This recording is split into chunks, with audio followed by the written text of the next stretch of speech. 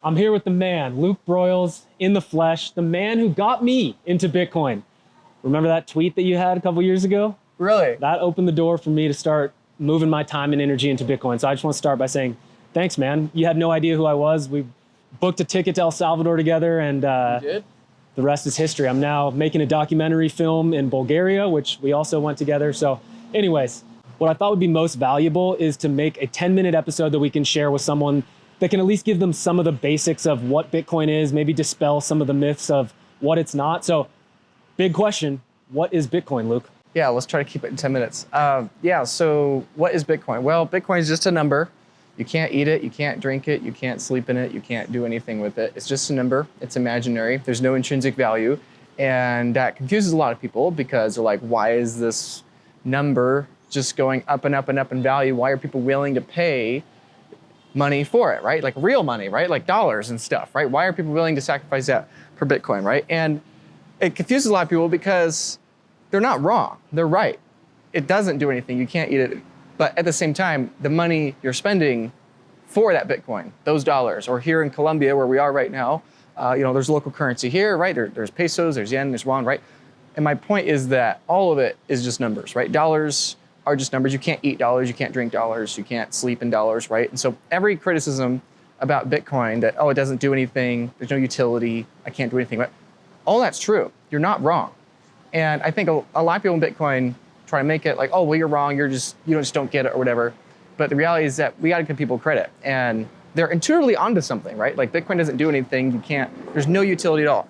But the same thing is true with dollars and every other currency out there, every other political currency, right? If you own dollars, you own a fraction of the share of ownership of the political might of the United States, right? So here in Colombia, where we are, the next door neighboring country, Venezuela, to the east, there was a recent episode where the United States President, Donald Trump, love or hate him, went down and captured Maduro out of Venezuela, right? He didn't like what was going on there, right? And whatever your politics on that, the point is it's all political power, right? If you're in Venezuela, you could own the Venezuelan political currency, the Venezuelan bolivar, and you own political energy within Venezuela's sphere of influence.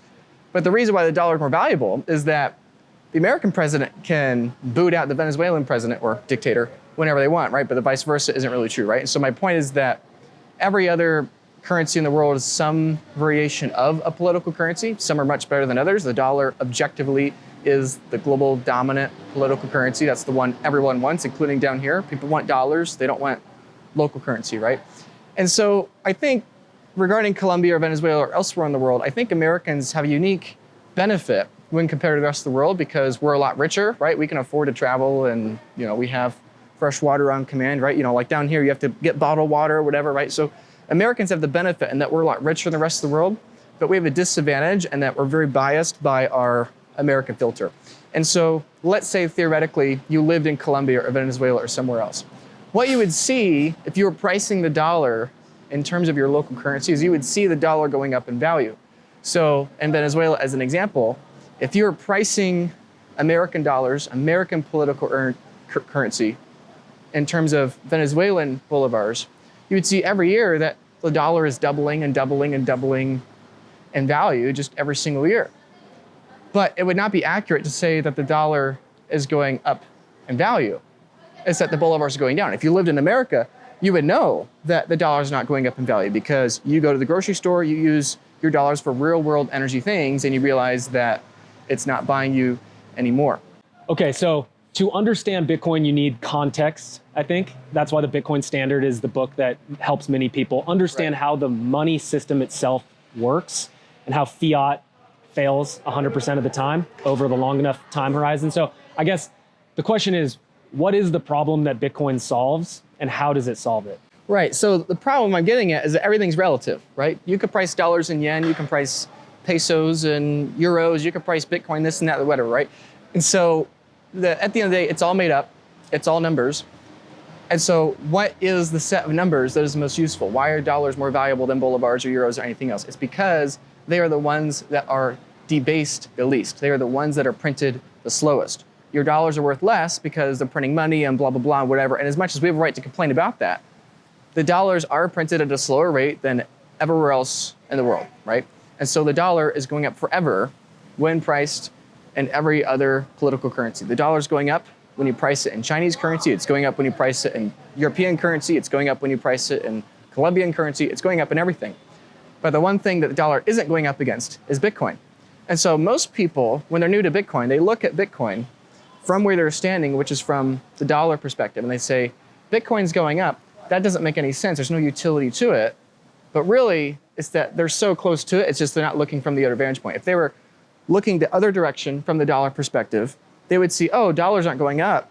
It's just that everything else is going down relative to the dollar. And the same thing is true one step over in Bitcoin. You're not watching Bitcoin go up. You're watching everything else, dollar and otherwise, trend down against Bitcoin. And the only problem here is your vantage point of which perspective are you standing from. And so to simply explain Bitcoin, tech aside, you don't need to understand that if you're brand new to Bitcoin. The only thing you need to understand is that if you want to preserve your purchasing power into the future, you should own a share of the network that is going to dilute your ownership of that network at the slowest rate. And the dollar is the best example we've had for the last couple hundred years until Bitcoin. And now we have Bitcoin. You can think of, in the same way the dollar is a share of ownership of the American network, you can think of Bitcoin as a share of ownership of the internet network, right? And as long as you think America is going to stick around, owning dollars is probably not the worst bet in the world. And as long as you think the internet and computers are going to stay around, then Bitcoin's probably going to stay around. And in my opinion, I think that in the not too distant future, probably at least a decade or two, but I think in the not too distant future, the internet / Bitcoin will be viewed as an even more powerful economic entity than the United States itself. The internet is at about 68% global adoption, and there's about 8 billion people today. So effectively, for every single user of the internet today, which includes the people watching this, there's going to be another user of the internet. We're going to go from about 4 billion to about 8 billion users of the internet for the next 30 years. And Bitcoin's going to go from being about 1/500th of the world's capital, to 1/100th or 1/10th or whatever, right? And so my point is that I think that people need to view Bitcoin as just a share of ownership in an economic entity, that entity being the internet itself. And as long as you think that the world continues into the future, Bitcoin is going to be the best bet. The only scenario I think Bitcoin doesn't succeed in that is if we go to some kind of global war, famine, destruction, or tech famine, let's say. But in that case, you don't want to own Bitcoin or dollars or pesos or anything else. You want to own, fruit trees and seeds and guns and bullets, right? So I often joke that basically every other, and now because of Bitcoin, basically every other investment or savings idea in the world other than Bitcoin and guns is probably worthless, right? If the world continues in this tech and digitization trend, Bitcoin's the only obvious choice. Everything else is going to fall 99% against Bitcoin. If we don't go in that world, God forbid something horrible happens, then you don't want Bitcoin either. You better hopefully own something else. So I think that, it doesn't necessarily mean people should go all in on Bitcoin. It just means that people want to be exposed to the future. I think that Bitcoin's the exposure they need. So. Fantastic. Now, because this episode is really designed to bring people up to speed with some basics, how does Bitcoin act? Why is it the most scarce? How many Bitcoins are there? How does the protocol release those Bitcoins into the wild versus, say, gold or political currency? Or how basic versus how nerdy do you want me to get? Well, someone may not even know about the halving. Right. Yeah. Okay. So right now, at the time of recording, it's January 2026. There are about 19.8, 19.9 million Bitcoin. Sometime here in March 2026, there are going to be 20 million Bitcoin. We're going to get 20 million Bitcoin. The total amount of Bitcoin is going to be 21 million Bitcoin, which sounds like a lot. 21 million is a large number. Most of us don't have 21 million of anything other than, cells and, things that are microscopic we can't conceive of anyway, right? So 21 million is a really big number. However, just because it's a big number, you have to keep that in mind relative to everything else. There's 1.47 billion cars in the world. There's 2.2 billion households in the world. There's 8 billion people in the world. And if you do the math out, you shouldn't be looking at Bitcoin in terms of Bitcoins. You should be looking at it in terms of what are called Satoshis, otherwise known as sats. Those are subsets of a Bitcoin. The average person in the world, if you evenly divide it out, is about 237,000 Satoshis per person. But nothing in the world's evenly distributed, not wealth, not talent, not genetics, not anything else, right? It's just the reality of the world. And more realistically, I think that the average person in the future, decades from now, is probably going to have 4 to 5, 4 to 10,000 Satoshis. It's going to be less than 10,000 Satoshis, in my opinion, that the average person is going to have. And so I know that for a lot of people, it might feel like, oh, I'm too late to Bitcoin, this, that, the other. But the frame of mind I would encourage people to think about it as is you shouldn't look at Bitcoin as something that's going up and up and up and you should buy now to get rich quick. You should look at Bitcoin as saying, this is a long-term savings vehicle, and literally every $5 I'm buying now is probably going to be a generation's worth of savings 100 years from now.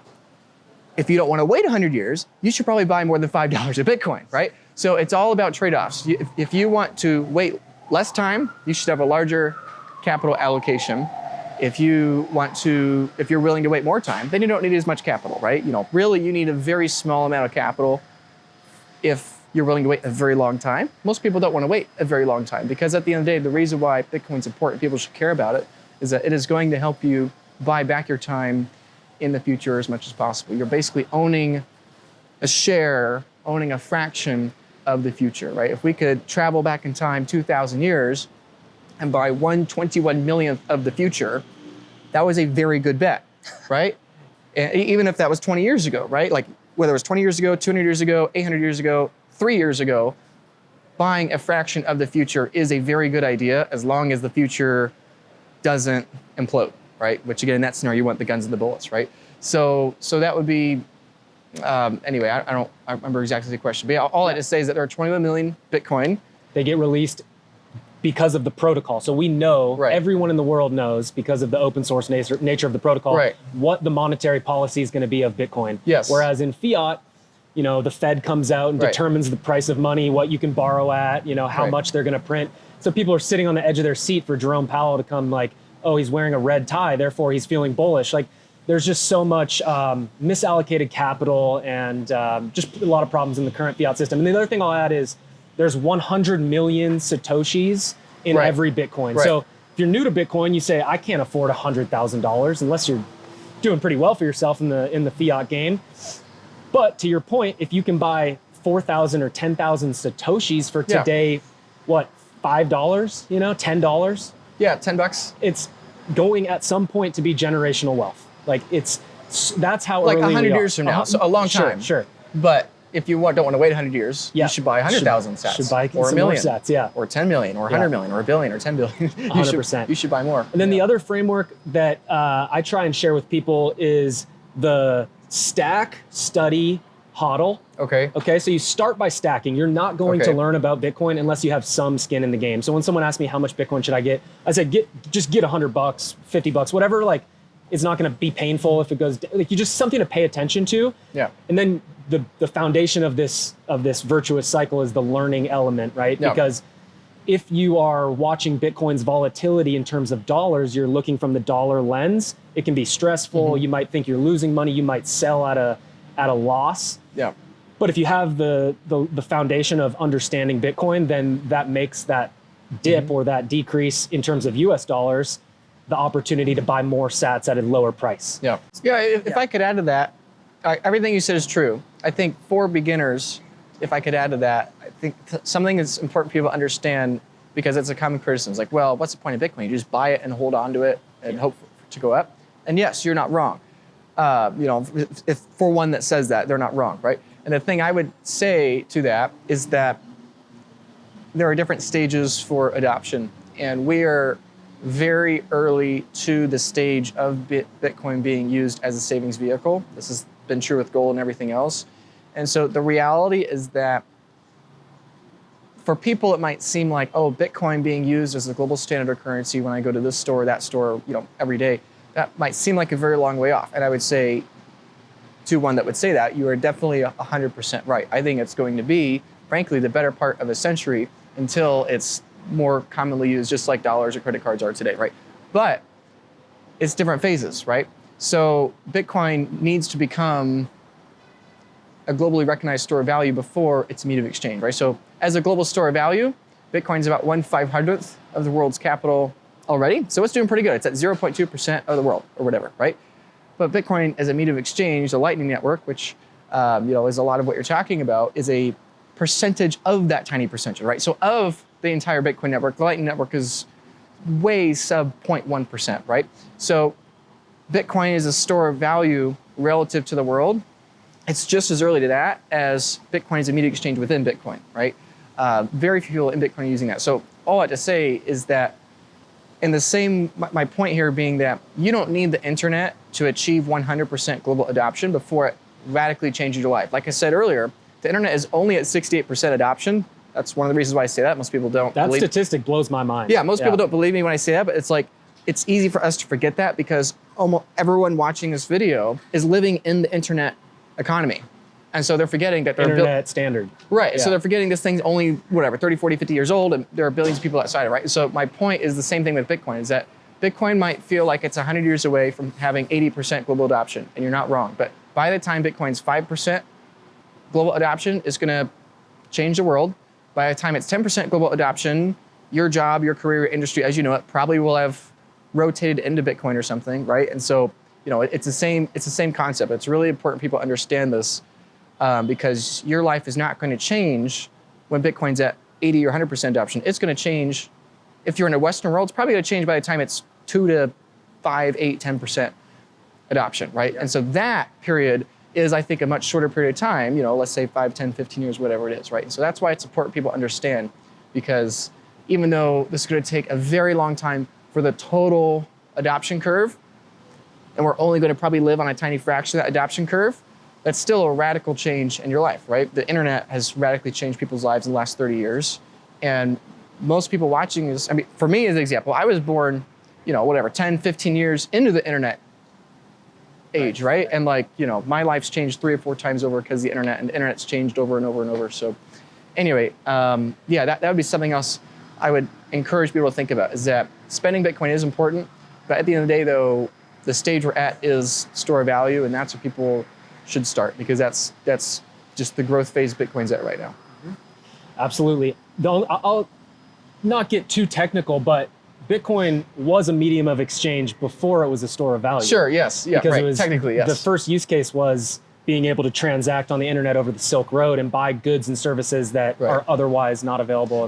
Bitcoin needs the ability to become store of value, medium of exchange, and it needed the technical ability to be all three at the genesis. Sure, yeah. But as far as what is the, you know, if we just think of it, if you think about it just like a product, right, and it's trying to reach product market fit, what's the biggest product market fit it needs to reach right now? It's the problem of fiat debasement, right? Sure, medium of exchange is really important, especially in places like here in the world where credit card fees are much higher than in the US. But the eroding ice cube is a much larger economic problem. But they're all massive economic problems. But anyway, yes, you're correct. Another really common question that I receive from people that are new to Bitcoin is, what's the difference between Bitcoin and other cryptocurrencies? Where do they overlap and how are they different? That's a great question. Other cryptocurrencies are legitimate and that they exist, but the reality is, what are you actually buying, right?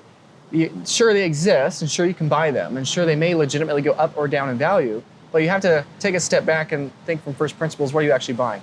Every other digital token out there is created by some centralized board, entity, person, kid in his mom's basement, company, country at some point, right? And so, sure, maybe those things have value, right? Like maybe the Ethereum token increases in value because the Ethereum political corporate jurisdiction increases in value, right? But then effectively it's no different than a stock, right? You could buy Apple stock and that's legitimate, but you're buying a share of ownership of the political and corporate might of the entity that is Apple, right? Same thing with Microsoft, same thing with Amazon, same thing with Ethereum or XR Poopcoin or Doggy Coin or you know, crap coin X, Y, or Z, right? You know, so sure, you can buy those if you want, but at the end of the day, they are all going to trend towards zero against Bitcoin because the incentive is so tremendously high for those political insiders to dump on everybody else, right? It's the same thing we've seen with the US government. It's the same thing we've seen with everybody else. So sure, if you want to buy them, feel free to buy them, and you might even make some money in terms of dollars in a short period of time. But the reality is that everything that is a political system is inherently less stable than something that is not a political system.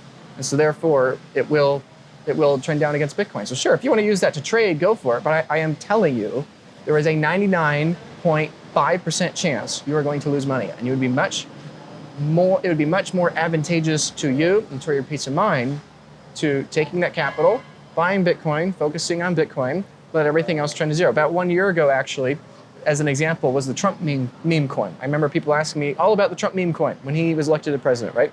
And that's down 99 or so, 98, whatever percent, right? In just the course of a year, right? Every other coin has also been decimated. Everything when denominated in silver or gold or Bitcoin is down 90, 95, 99% in just the last couple of years. And so people are asking about it less because people are smart and they're figuring it out. And so I'd encourage people watching this, be smart. Be like all the other people that are smart, frankly, figure this out. And, but some people need to touch the stove. And if you need to touch the stove, that's okay. But I would encourage you, touch the stove with the $100, not with the $100,000. Yeah. Or without leverage, Right. So genuinely, if you have the itch to buy other altcoins, I would encourage you, do it. Buy $100 of some crap coin. So when you lose $100 and you are mad at yourself, then you've learned the lesson for yourself. Because if you hear me say it, you're going to say, oh, Luke doesn't know what he's talking about. He's just some Bitcoin maxi, small-minded hater or whatever, right? There is no second best internet protocol. It's just the internet. There is no second best electricity network. It's just electricity. English is the dominant language. The dollar is the dominant political currency. And Bitcoin's the dominant digital monetary network. And so there, in the long term, there's no point owning anything else. I love it, Luke. I think it's a good little intro episode. Where can we get more? You make awesome content, by the way. So plug your YouTube channel, anything else you're working on. Yeah, so just search my name, Luke Broyles, Broyles. You can find me on YouTube or Twitter or anything else. I make a lot of videos of me just ranting on and on about why people should do this. And some people listen, most don't, and whatever. It's all, yeah, my website, lukebtc.com. So that as well. Let's go. That's my new website. So, yeah. Thank you so much, man. All right, thank you, Kyle.